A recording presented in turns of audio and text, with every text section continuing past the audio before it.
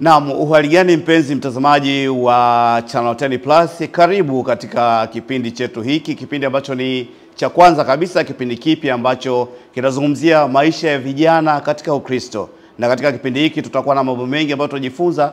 Hapa tutakutana na watu wengi, tutazungumza nao juu ya maisha ya Ukristo. Tutakutana na viongozi wa vijana kupitia vyombo mbalimbali. Tutakutana na wachungaji ambao wanasimamia vijana katika makanisa. Tutakutana na watu wengine wengi ambao wanatoa ushauri kuhusiana na mambo ya Ukristo kwa vijana.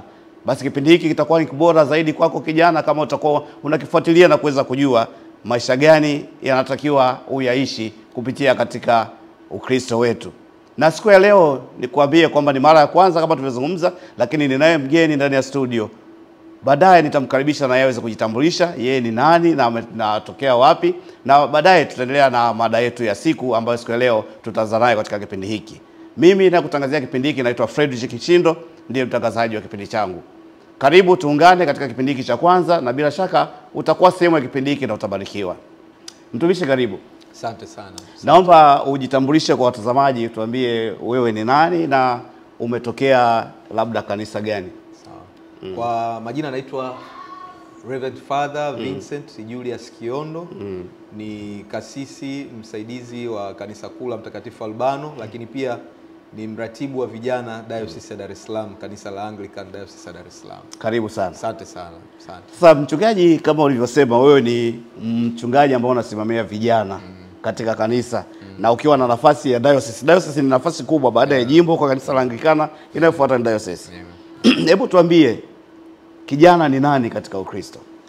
Kijana ni kwa mujibu wa katiba yetu Diocese ya Dar es Salaam, kijana anaanzia kuanzia miaka 12 mpaka miaka 45. Huyu sisi tunamhesabia kuwa kijana, na ndani ya kanisa tunamwangalia kwa jicho kubwa sana kama kijana ndani ya kanisa, kwa sababu tunatamani aonekane katika baadhi ya mambo katika kanisa, mambo mbalimbali katika kanisa. Basi tumeona aanzie kuanzia miaka 12 mpaka miaka 45. Huyo tunamhesabia kuwa ni kijana. Huyu kijana tunayemzungumza naye hapa kuanzia miaka 12 mpaka miaka 45, ni maisha mengi anapitana nayo katika nje ya kanisa. Je, ninyi kama watumishi ambao ni mnawasimamia vijana, ni mambo gani ambao mnawafundisha vijana kuweza kuwaweka katika nafasi iliyo njema zaidi ya kumtumikia Mungu? Kwa sababu tunachojua sasa, maisha sasa yamebadilika sana. Vijana wengi hawapendi hata kwenda makanisani, hawapendi kufanya kazi za Mungu. Nyinyi kama wachungaji ambao mnasimamia maadili ya vijana, mnafanya nini? Cha kwanza, maandiko yanasema nimewaandikia ninyi vijana sababu mnazo nguvu za kumshinda shetani. Na kijana anapitia katika changamoto mbalimbali. Na sasa hivi tukizungumza kanisa la sasa hivi na kanisa la zamani, kanisa la sasa hivi vijana wana uelewa mkubwa sana juu ya habari ya mambo mengi ambayo yanatokea katika jamii, katika mitandao. Na sisi kama kanisa tumejikita sana kumfundisha ukijana kwenye kimaadili, hasa kwenye masuala ya maandiko ambayo ni neno la Mungu. Maana maandiko yametuambia katika Zaburi 119 mstari wa 9 jinsi gani kijana aisafishe njia yake kwa kutii na kulifuata neno la Mungu. Kwa kutii na kulifuata neno la Mungu. Hilo la kwanza ndio msingi wetu kama kanisa, kumsimamia kijana asimame katika misingi ya neno la Mungu. Lakini na kutokana na miondoko ya dunia sasa hivi, mara nyingi tumekuwa tunafundisha pia na maisha ya kawaida ya kijana, ikiwemo masuala ya afya, ya uzazi, masuala ya kijana kujikita na kuingia katika masuala mbalimbali ya kisiasa, na kuingia katika masuala mbalimbali ya kijamii, kusaidia watu. Tunafanya kazi kubwa zaidi ya kufanya mambo kama hayo. Kwa hiyo kama kanisa tunafanya kazi kubwa kuwafundisha neno la Mungu, lakini pia kuwafundisha na maisha ya kawaida, kwamba kijana awe na uwezo wa kusimama sehemu mbalimbali katika jamii. Kijana huyu tunamzungumza hapa ni kijana ambaye anakutana na changamoto nyingi sana. Na wakati mwingine vijana wengi huwa wanakata tamaa, lakini ninachoamini kwamba kanisani ni sehemu pekee ambapo unaweza ukafanya vijana huyu ndoto zake zirudi upya, maisha yake yabadilike. Ni mbinu gani mnatumia kuhakikisha hao vijana wanabaki makanisani kuachana na hizo habari za nje, kwa sababu nje kuna mambo mengi ambayo yanamvuta huyu kijana, na vijana wengi wapendi hata kwenda kanisani siku hizi. Sasa nyinyi kama wachungaji, ni mbinu gani mnatumia kuhakikisha kwamba vijana hawa sasa wanapatikana kanisani? Cha kwanza nimezungumza kwa masuala pia, kwanza neno la Mungu, lakini unaelewa kwamba kijana sasa hivi ukimfanyia jambo moja ni vigumu sana kumpata katika masuala ya kanisa. Tumekuwa na mambo mengi mbalimbali katika kanisa. Kuna program mbalimbali, tuna mikesha mbalimbali ambao huwa tunaifanya, tuna makongamano mbalimbali, makongamano ambayo sio tu yawe katika mazingira ya kanisa, lakini tunabadilisha mazingira ambayo kijana hatajiona kwamba nipo nasikiliza mambo ya Mungu, lakini nasikiliza nje ya eneo la mazingira ya kanisa. Kwa hiyo tumekuwa na program mbalimbali kutoka kanisa la Anglican Diocese ya Dar es Salaam pamoja na baba yetu Askofu Jackson Sostenes. Tumekuwa na makongamano mbalimbali, ikiwemo kongamano moja la Bagamoyo ambalo limekusanya vijana wengi sana. Na baada ya pale watu watasikiliza neno la Mungu, utakuwa na michezo mbalimbali, michezo, vijana wanaingia katika michezo mbalimbali, kucheza, tutacheza, watu wataogelea. Lakini hapo katika kitu kimoja kikubwa ambacho kitafanyika, kijana huyu atapata nafasi ya kusikiliza neno la Mungu, lakini kijana huyu atapata nafasi ambayo itamvutia zaidi kuja na kujifunza maneno ya Mungu na kujifunza uweza wa Mungu kupitia pia na michezo ambao mbalimbali. Katika michezo ambayo moja ya makanisa Diocese ya Dar es Salaam, kuna program ambayo inaanza hivi karibuni ya program ya michezo, ambayo hii michezo ni soccer ministry ambayo itakuwa inamfanya kijana yeye atakuwa na uwezo wa kucheza mpira lakini kwa njia ya kumhubiria na mwingine injili ya Kristo. Kwa hiyo tunaelewa kwamba jamii sasa hivi ya kijana iko sana kwenye masuala ya michezo. Na kama iko sana kwenye masuala ya michezo, tuna wachezaji mpira wengi wapo kanisani na wengine ni Waanglikana ambao wako katika, wengine wanacheza mpaka ligi kuu, ambao sasa hawa wanapata nafasi ya kufanya michezo. Wakipata nafasi ya kufanya michezo, tunawafundisha katika kupitia michezo hii katika soccer ministry ambao tunaifanya, ni kumfundisha kijana acheze mpira lakini awe na uwezo mkubwa wa kuweza kuwahubiria wengine habari za Mungu. Na katika eneo moja ambalo vijana linawasumbua sana kwa sasa ni kujiingiza katika uhusiano wa kimapenzi wakiwa bado wadogo sana. Na hilo limesababisha kuwepo kwa watoto wengi wa mitaani na mambo mengine. Kanisa linazungumzia nini kuhusiana na hii unapozungumzia vijana? Kwanza kanisa lina taratibu kwanza kwa vijana kama hao, ikiwemo tunafahamu kanuni zinasemaje juu ya habari ya kijana, sio dhehebu la Anglican tu mpaka madhehebu mengine, kwamba mtu anaokwenda kinyume na taratibu hizo za kanisa, huwa kuna taratibu fulani zinafanyika ndani ya kanisa ambazo sitaki kuzielezea sana hizo. Lakini nataka niwaase vijana. Biblia inazungumza juu ya habari msiachochee mapenzi.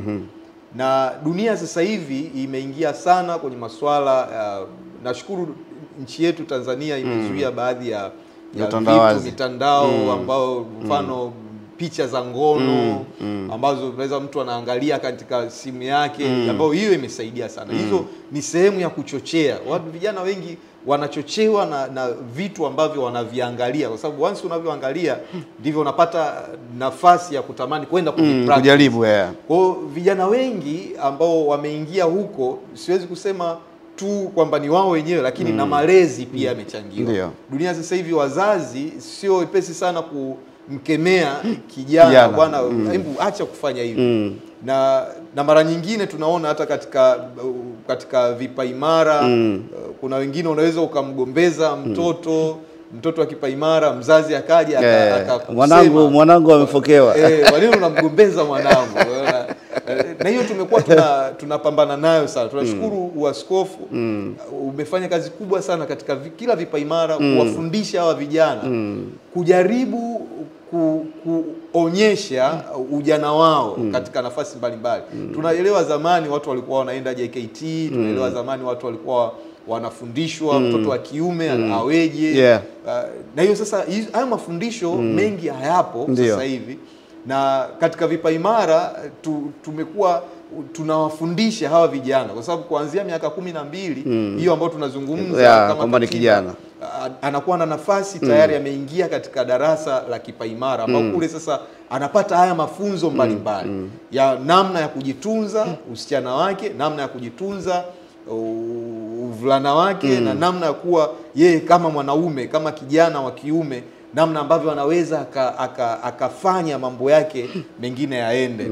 Na waskofu unafanya hivyo mara nyingi, hata mahubiri ya baba yetu Askofu Jackson amekuwa akieleza zaidi kwenye masuala ya kuwafundisha watu. Na sio hivyo tu kwenye kanisa letu la Anglican, lakini na wengine tunaona maaskofu wengine na mapadre, wachungaji wamekuwa wakisisitiza sana vijana wengi kujiepusha na masuala yasiyofaa.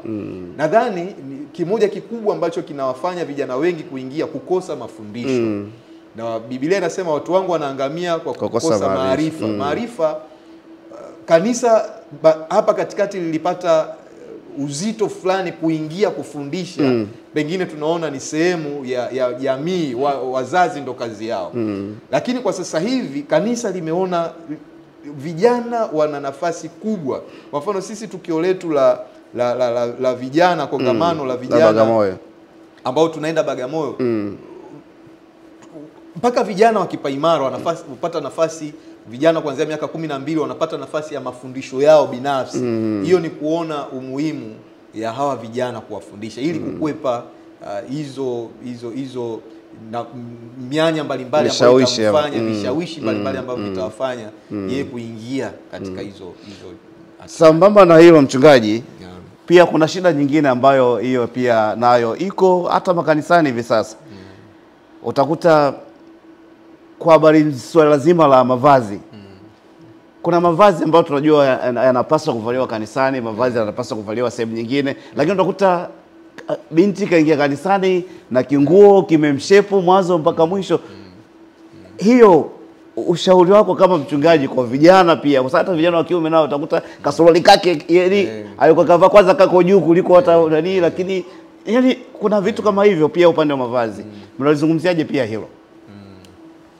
Nadhani waraka wa kwanza wa Petro sura ile ya 5 yeye anaelezea kwa uzuri sana. Vivyo hivyo ninyi vijana watiini wazee. Ndio. Kanisa la sasa hivi, zamani tunaelewa kwamba wazazi walikuwa mavazi watu wanaoyavaa kwenda kanisani, na tunaona mabibi, mababu ambao walikuwa wakienda kanisani wanajifunika vichwa zao, vichwa vyao. Na tumeiona hiyo jamii ile iliishi vizuri sana na masuala ya kanisa. Na sasa hivi changamoto iliyokuwepo utandawazi, ambao sasa hilo nitalisemea katika kitabu cha waraka wa Petro wa kwanza sura ile ya 5, anazungumza vivyo hivyo ninyi vijana watiini wazee wenu. Anasema kwa unyenyekevu mpate kuhudumiana. Kwa unyenyekevu tukizungumza namna ambavyo mnalipokea ili jambo, kwamba tuna wazazi wazee wanatufundisha, kanisa linatufundisha kwamba namna ya kuvaa. Na tumekuwa tuna mabango tunaeleza jamani, vijana wa Kristo tunapaswa tuvae hivi. Na nadhani ni kupungukiwa na maarifa, na zaidi sana kama kanisa sisi tumekuwa tukiwa mstari wa mbele kuwaeleza watu uvaaji ni kitu cha muhimu sana. Sasa ili tuponye hiki kizazi ambacho hivi sasa kinaonekana kina mambo mengi, na jinsi ya kuzuia zaidi inaweza ikawa ngumu, kwa sababu utakuta kijana au binti mwenye miaka 12 yuko nyumbani, mama ashamfundisha kuvaa kasuruali kakubana na nini. Kwa hiyo anaona kama ni utamaduni wake ule. Kwa hiyo ataenda nayo hivyo mpaka ataenda chuo, ataenda na sehemu nyingine. Mimi nashukuru baadhi ya vyuo wameweka kabisa kwamba kuna sheria hapa mavazi gani yavaliwe na nini. Kwa hiyo mtu atatoka na kinguo chake cha ajabu akifika pale atajifunika kanga anaenda. Kama ni bibi atabadilisha hivyo. Lakini pia kwa siku za hivi karibuni nilikuwa napita sehemu ya pale maeneo ya Mlimani pale, njia ya kwenda Survey. Kuna bango kubwa sana pale limewekwa. Sikujui ni nani aliweka, lakini kaweka sheria 10 za Mungu.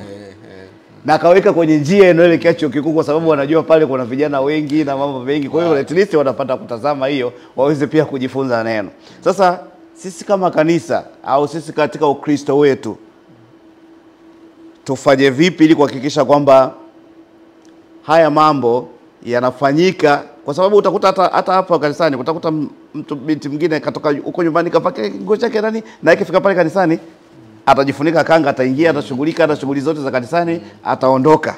Lakini akishafika nje tu pale anatoka kanga yake, kwenye mkoba anaenda. Haya mambo hii tufikiri yaweze kumalizika. Licha hizo semina, kwa sababu inawezekana semina zinatolewa kwa baadhi ya makanisa na nini, sio vijana wote ambao wanaweza kufikiwa.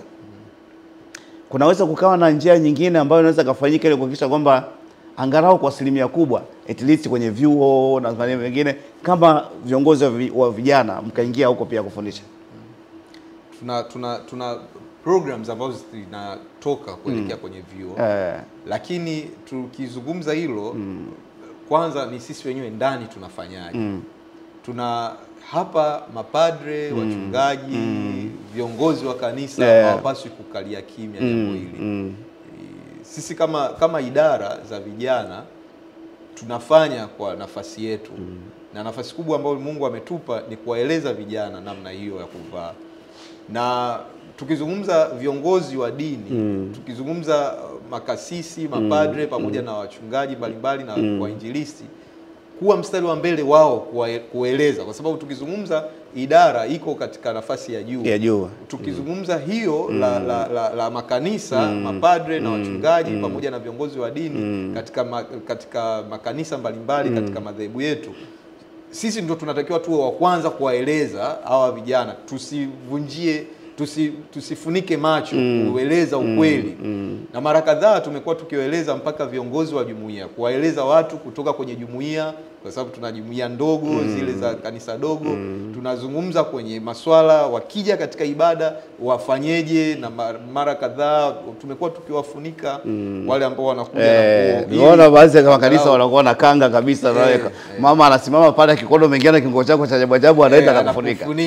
Hiyo imekuwa ikifanyika. Na ukimfanyia vile mara ya kwanza, mara ya pili anabadilika.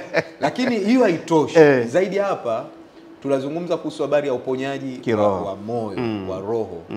Roho za watu zina mawazo ya kwamba nikivaa hivi ndio ni sahihi kutokana na maisha niliyokuwa nayo. Nikivaa hivi pengine hivi nitaonekana mshamba. Sasa roho za watu zikipona, zikijua kabisa ya kwamba mimi ninaenda kanisani na kanisa ninapaswa kuvaa hivi, mtu huyu tayari roho yake kwa sababu imepona anakuwa na uwezo wa kujua kabisa uchanganuzi wangu hapa sasa hivi naenda kanisani. Hizi ni nguo za kanisani. Na asikwambie mtu tunapozungumza kuhusu habari roho ndio inaokoka, mavazi hayaokoki. Ni kitu ambacho kwa asilimia kubwa tunapaswa tukiangalie kwamba tunapookoka, tunaposema kwamba mimi ni Mkristo, hata uvaaji wangu tunaona wanafunzi wa Bwana wetu Yesu Kristo namna ambavyo walielezwa wakati Yesu amekamatwa, wakamwambia wewe mbona Petro hata namna ambavyo unavaa na usemi wako pia unakutambulisha, mbona kama Yesu Kristo, mbona kama miongoni mwao. Ingawa walikataa, lakini namna ambavyo identity ambayo unambeba Kristo ilivyotambulisha. Tunapofanana na Kristo tuna maana kwamba mienendo yetu inapaswa kufanana naye, tabia zetu inapaswa kufanana naye, namna ambavyo tunaonekana, watu wanavyotuona wanapaswa kumuona Kristo ndani yetu. Isipoonekana hiyo, ina maana roho ya mtu huyu haikubadilika bado. Na kama roho hizi ambazo hazijabadilika bado zinaendelea na mwenendo wao wa kale, Paulo alikuwa anatamka hilo, mienendo yake ya kale, ina maana mtu huyu bado hajabadilishwa roho yake. Sasa kama hajabadilishwa roho yake, Zaburi inatupatia hilo jibu. Zaburi ya 119 ambayo tayari nimeshaisoma, kwa kutii na kulifuata neno la Mungu. Kwa kutii, ile utii tunapohubiriwa kuhusu habari ya Kristo, tunafanyaje mara baada ya pale? Tunapokueleza juu ya habari ya uvaaji, unafanyaje mara baada ya pale? Kazi kubwa yetu sisi kubwa ni kuwaeleza watu, vijana, kwamba fashion sio kuvaa hivi. Fashion ni kuvaa hivi ambavyo utu wako utaonekana na watu watakuona kwamba unapendeza. Kuna kipindi una staha pia. Una staha pia. Kuna kipindi niliwahi kuona kuna kijana kwenye makongamano yetu kavaa pete ya ndoa na pete ya uchumba ambao ni kijana wa kiume. Naona vitu kama hivyo. Kwanza amevaa mlegezo, kijana wa kiume amevaa pete ya uchumba na ndoa. Lakini sasa hizo ni vitu ambavyo tunavyoangalia kwamba sio uvaaji tu, hata namna ambavyo watu wanakuangalia umevaa hivi unamaanisha nini katika hiyo. Kwa kuna vitu kama hivyo vijana tunawasaidia sana. Ingawa bado kwa asilimia kubwa, lakini tunafanya na tunaeleza kwenye vikao vyetu vya kikasisi, vikao vyetu vya vijana, kuwaeleza vijana hasa kuishi maisha ya kumpendeza Mungu. Hilo ni jambo la muhimu sana.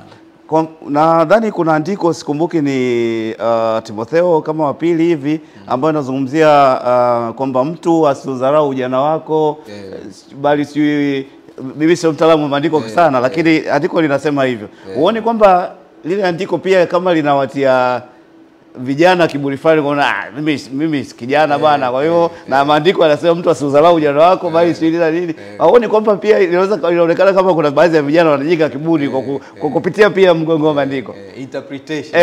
Wanapaswa kuelewa kwamba namna ambavyo limeandikwa kwamba mtu asiudharau ujana wako, haina maana ya kwamba uende na namna ambavyo ni kinyume na maadili ya nchi, maadili ya Kikristo. Kwa sababu kuna maadili yetu sisi kama Watanzania, tuna maadili yetu kama Wakristo.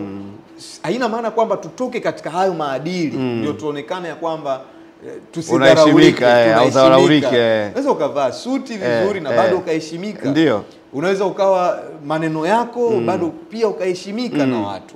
Kwa hiyo nadhani watu wanavyotafsiri neno hili, haina maana ya kwamba uvaaji wako uwe katika kuvunja maadili. Uvaaji wako unaweza ukawa katika nafasi nzuri ya kimungu na bado watu wako kuheshimu. Namna ambavyo unaendelea, namna ambavyo unakuwa, namna ambavyo watu wanakuona, wanapaswa kumuona Kristo kupitia maadili ambayo wewe unayo. Ukiwa kama mmoja wa wachungaji vijana kabisa ambao unasimamia huduma ya vijana kwa ngazi kubwa kabisa ya diocese, unaushawishi vipi vijana wanakutazama sasa, wakiona umri wako bado ni kijana na umefikia level hiyo kwa mchungaji ambao unasimamia vijana, waambie vijana nini wafanye? Wewe umepita wapi mpaka umefikia hapo? Historia ndefu sana. Ndio. Uzuri kakishindo unalifahamu. Jambo moja kubwa sana ambalo natamani kuwaeleza vijana. Tuliwahi kutumika huko nyuma kwenye maisha mbalimbali. Ndio. Tulifanya kila aina ya anasa kwenye maisha mbalimbali ambayo tunaweza tuliwahi kuyaishi. Mpaka kuitwa kuwa hivi tulivyo leo haikuwa rahisi. Tunafahamu. Na hata tunapozungumza na vijana mara nyingi naelewa kuna muda unaweza ukaongea mtu akaropoka katikati ya kundi la watu. Kabisa. Hao ni vijana ambao tunafahamu namna gani ya kudili nao kisaikolojia. Lazima sisi mapadri tunafundishwa kudili na watu kisaikolojia, kudili na watu kumwangalia mtu namna gani ya kudili naye. Mara nyingi sana nawaambiaga vijana wengi kuwa namna ambavyo unakuwa ni sawasawa na mpira ambao una uwezo wa kuudunda namna ambavyo unaweza kuudunda. Unaweza ukaupiga chenga unavyoweza kuupiga chenga. Unaweza ukaurusha namna ambavyo unaweza ukaurusha. Ndio maisha yetu yalivyo. Kama nina uwezo wa kurusha mpira namna ambavyo naweza nikauchezea, ndivyo maisha yangu mimi ninaweza nikayarusha vile ambavyo mimi naweza kuyafanya. Kwa hiyo namna ya kuangalia ni namna gani ninaweza nikaishi kumpendeza Mungu. Hilo la kwanza. Na vingine Mungu aliweza kutuita kwa namna mbalimbali. Tuliweza kufanya kazi mbalimbali huko nje, lakini hazikuwa na amani. Tunaona amani yetu ndani haikuwepo. Tukaona namna ya kuwa na amani ni kumtumikia Mungu. Na unaweza ukamtumikia Mungu sio tu wewe umevaa kola kama kasisi au padre, lakini unaweza ukamtumikia Mungu hata kwa namna ambavyo wewe ulivyo. Tumezungumza namna ambavyo Yesu Kristo alivyokamatwa. Nasema mbona hata mwenendo wako, Petro waliulizwa wanafunzi wa Yesu Kristo. Hakika wewe ni mmoja wapo. Bora. Watu wanaokuangalia hata kama unafanya kazi ya aina gani, umembebaje Kristo kwenye maisha yako? Safi kabisa. Watu wanamuonaje Kristo kwenye maisha yako? Watu wanasemaje juu ya habari ya maisha yako? Yesu Kristo kuna muda aliwauliza wanafunzi wake, watu uninena kuwa mimi ni nani? Umeona? Identity yako ambayo umeibeba ni ya thamani sana kijana, ambao unaniangalia sasa hivi. Kitu ambacho Mungu amekiweka ndani yako ni kitu cha thamani sana kwenye maisha yako. Kama ni kitu cha thamani, tunapaswa kukiangalia sisi kwamba mimi watu wananionaje katika maisha yangu. Yesu Kristo aliwauliza kwamba watu uninena kuwa mimi ni nani? Nadhani kwa maisha ya sasa hivi mimi na wewe tungeweza kuulizwa watu unena kuwa wewe ni nani? Kuna wengine wangetajwa ni vya pombe kabisa, wengine wangetajwa ni wauni mbalimbali, wameshakataliwa. Umeona? Sasa jiulize wewe mwenyewe sasa hivi, unaweza kujiuliza kwamba watu uninena kuwa mimi ni nani? Au watu wananitazama mimi, wananitazama kwa image gani? Wanatazamaje kwa image gani? Kwa sura gani? Umeona? Ukipata nafasi ukauliza wengine, utajiona wewe ni mtu wa namna gani. Na hiyo moja kwa moja inakupa wewe taswira ya kwamba ninapaswa kuishije. Tayari ukishaambiwa cha pombe, hiyo sio sifa. Sio sifa. Sio ujanja. Ukishaambiwa wewe ni muuni, ni malaya, samani kwa kusema hivyo, ama tabia mbalimbali, hizo sio sifa. Sifa ni kwamba watu wanasema nini kuhusu wewe. Yesu Kristo watu walimsema kwamba wewe ni mwana wa Mungu. Watu wanasema nini juu yako? Wewe ni mtumishi wa Mungu kwenye nafasi mbalimbali. Tunaona Shadrach, Meshach na Abednego, namna ambavyo walikataa kula vyakula vya mfalme, kuabudu miungu. Lakini walikuwa ni vijana kama mimi na wewe leo hii. Umeona? Kama walikuwa ni vijana kama mimi na wewe, tuna uwezo, kuna baadhi ya vitu tuna uwezo wa kuvikataa. Sio lazima kwenda na kila kitu. Sio kabisa. Uvaaji sio lazima kuvaa kila kitu tunachokiona. Mwenendo sio lazima kuenenda na kila mwenendo tunauona, lakini namna ambavyo tunaishi tukavikataa na vingine, hilo ndo namna tosha ambayo sisi tunapaswa kuiishi katika maisha yetu ya kila siku. Hiyo nadhani jambo kubwa ambayo tunaweza tukawa tunaliangalia kama Wakristo katika maisha yetu. Mimi nawashauri tu hivyo kwamba ujiangalie wewe mwenyewe, namna ambavyo tathmini yako na namna ambavyo unaweza ukaishi kwa kumpendeza Mungu. Hilo tu. Naam, tukiwa tunakaribia kufika ukingoni sasa. Tumeona jinsi gani pia na umeweza kuwashawishi vijana. Lakini pia kuna vijana ambao wanaogopa kuingia kwenye huduma kama hizo. Wanaweza kawa na wito lakini ni kuingia kule, nikishaingia mimi nitakosa hiki, nitakosa hiki. Na wanaona kabisa au ndabanwa hivi. Lakini wewe, mimi nakutolea mfano wewe kwa sababu wewe ni kijana na najua unachokifanya. Waambie wa vijana jinsi gani wanawezaje kufika. Sio rahisi kama ulivyosema, kila mtu anapita njia yake. Lakini wewe umefika na unafanya. Vijana ambao wanaogopa, mtu anakaa pale kwa mchungaji bwana, kuna vitu vingi mimi nitakosa. Watu kama hao unaambiaje? Sasa mimi natamani niwaambie kwanza, namshukuru baba yangu Askofu Jackson Sostenes. Yeye ameona kitu kwa ndani yako. Aliona kitu ndani yangu. Nikawa miongoni mwa mapadri ambao waliamriwa ule mwaka ambao niliamriwa mimi kuwa kasisi. Na namna pekee ni kuishi maisha tu yale ambayo unatamani kuyaishi kama Mkristo. Haikuwa rahisi, nimezungumza, hamna mtu ambaye alitamani kuwa hivi nilivyo. Mimi mwenyewe sikuwahi kutamani wala ukuwahi kuwaza, kwa sababu mzee alikuwa kwenye nafasi hiyo ya utumishi. Na wewe uliwahi kuwaza siku moja kwamba na mimi nataka niingie niwe mchungaji? Sijawahi kuwaza. Hiyo ndoto haikuwepo kabisa. Mimi tena baba ni padre, babu mzaa baba ni padre, babu mzaa mama walikuwa ni wachungaji wa KKT. Kwa hiyo namna ambavyo niliona maisha yao wanayaishi, kazi ya utumishi ni ngumu sana. Na namna ambavyo walikuwa wakiishi, mimi sikuwa natamani kuwa vile. Lakini zaidi kubwa ambayo mimi, kitu kikubwa ambacho kilinivuta ni wito wa Mungu ndani yao. Amina. Kuna muda nilisikia sauti ndani yangu inaniambia, Vincent, unapaswa kuwa mtumishi. Kwa utumishi. Na nilipoingia nilitamani zaidi kuendeleza na kujifunza. Tunajifunza, tuna Bible schools nyingi tu sasa hivi, dunia sasa hivi, lakini tunapaswa kusoma. Ndio. Niliingia kwenye kusoma na nikathubutu kuingia kwenye kusoma. Kule nikapata picha kamili ya namna ambavyo ninapaswa kuwa kama kasisi, namna ambavyo ninapaswa kuwa kama kiongozi wa dini, watu wengine wakiona. Na namshukuru Mungu, niliwahi kufanya program mbalimbali za vijana huko nilipokuwa nasoma sehemu fulani, na zile programs zilinifanya nisibadilishwe, yani maanisha kwamba namna ambavyo uvaaji na namna ya kuishi ilinifanya niwe vile vile, ili kuwaeleza wengine juu ya habari ya upendo wa Mungu kwenye maisha yangu. Namna ambavyo tulivaa, uvaaji ulitufanya kuwafuata watu, kuwaeleza watu kama mimi naweza nikawa hivi, basi hata wewe unaweza kuwa hivi ulivyo. Kwa hiyo tulifanya uinjilisti mkubwa na vijana wengi walimfuata Kristo kupitia hata maisha yangu. Amina. Watu ambao walikuwa wakiniona wakitamani kuwa kama mimi waliweza kuwa, na wengine waliniambia uliwahi kutuinspire katika sehemu mbalimbali. Safi sana. Safi sana. Naomba useme maneno machache ya mwisho then tufunge kipindi. Amen. Mimi napenda kumshukuru Mungu hasa kwanza kuingia katika studio hizi za Channel 10. Hiyo ni jambo la kipekee na ni neema ya Mungu kutufikisha hapa tulipo. Natamani kuzungumza na vijana na imenipatia nafasi ya kuzungumza nao. Na zaidi napenda kuwaeleza tu vijana, ujanja wa sasa hivi, fashion ya sasa hivi ni kumfuata Mungu. Amen. Kumfuata Kristo.